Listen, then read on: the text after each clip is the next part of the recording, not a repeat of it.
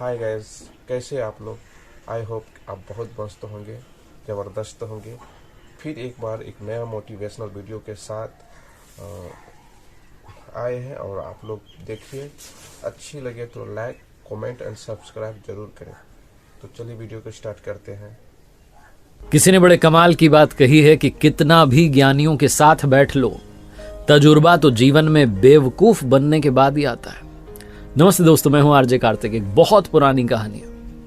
एक बार यमराज ने अपने देवदूत को धरती पर भेजा एक स्त्री की आत्मा लाने के लिए। देवदूत जब धरती पर आए तो देखते हैं कि उस महिला की 3 छोटी बच्चियां हैं। तीनों रो रो के बुरा हाल हो रखा है। घर में पति की पहली ही मौत हो चुकी है, कोई संभालने वाला नहीं। देवदूत का हृदय पिघल गया। वो लौट के वापस यमराज के पास गए खाली हाथ और कहा कि क्षमा करना, मैं आत्मा नहीं ला पाया।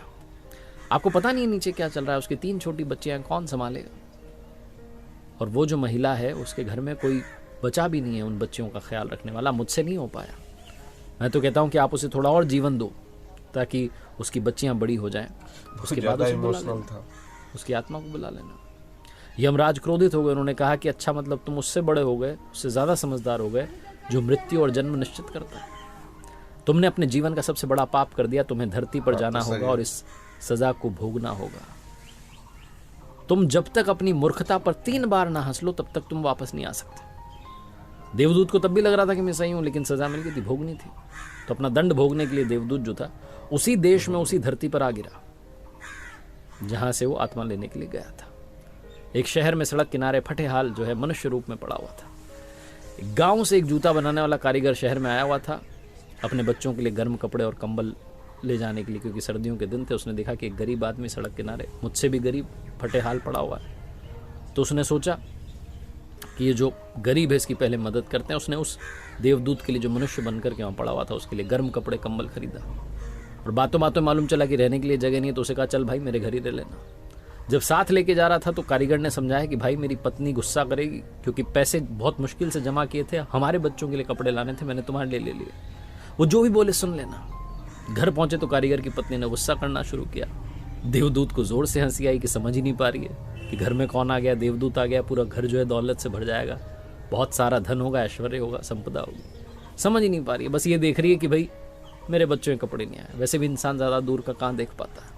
उसको तो कारीगर ने पूछा, भाई हंस क्यों रहे हो? तो उसने कहा, मैं अभी नहीं बताऊंगा, 3 बार हंस लूं तो फिर पूरी बात बताऊंगा। कारीगर की पत्नी ने थोड़ा गुस्सा किया। उसके बाद वो रहने लग गया। देवदूत जो काम कारीगर कर रहा था जूता बनाने का, वो देवदूत ने करना शुरू किया और इतना कमाल का काम करना शुरू किया कि पूरे देश में ख्याति फैल गई। यहां तक कि उस देश के सम्राट के जूते भी वहीं से बनने लगे। एक दिन सम्राट का आदमी आया, बहुत थोड़ा सा चमड़ा था उसके पास। उसने कहा कि बहुत कीमती चमड़ा है, इससे सम्राट के लिए जूते बनाने। ध्यान रखना, जूते बनाने, चप्पल नहीं बनानी है, क्योंकि उस देश की प्रथा थी कि चप्पल तब पहनाई जाती थी जब इंसान की मृत्यु हो जाए। चप्पल पहना करके उसे मरघट तक ले जाते थे। तो उसने कहा, भाई ध्यान रखना, जूते बनाने, चप्पल नहीं बनानी, चमड़ा बहुत लिमिटेड है। देवदूत को तो सब पता था। उसने चप्पल बना दी। जो कारीगर था जूता बनाने वाला, जो लेकर आया था उसे अपने घर में, उसे गुस्सा आ गया। उसने कहा, तुझे समझ नहीं आती, तू मरवाएगा, फांसी दिलवाएगा। सम्राट के लिए जूते बनाने थे, इतना ही चमड़ा बचा था, तूने चप्पल क्यों बना दी? लकड़ी उठा करके उसे मारने लगा। तभी सम्राट का आदमी दौड़ता हुआ और कहने लगा कि सुनो, उस चमड़े से तुमने जूते तो नहीं बना दिए, उस चमड़े से चप्पल बना दो, क्योंकि सम्राट की मृत्यु हो गई है। और सम्राट तो चाहते थे उस चमड़े से बने हुए जूते पहनना, लेकिन चप्पल पहनाकर ही उन्हें मरघट तक ले जाया जाए। इन्होंने तुरंत चप्पल ला करके रख दी कि तैयार है। सम्राट के आदमी को सूझा नहीं, फटाफट लेकर के भाग गया। जो जूते बनाने वाला कारीगर था वो देवदूत से कहने लगा कि भाई तुम्हें कैसे पता था? ये जोर से हंसने लगा देवदूत। इसने कहा कि अभी कुछ मत पूछो, बाद में बताऊंगा। देवदूत को सब पता। एक दिन और घटना घटी। 3 लड़कियां एक बूढ़ी महिला के साथ में इनके आती, कहती कि हमारी शादी होने जा रही है, बढ़िया से हमें जो है सैंडल्स बनवाने।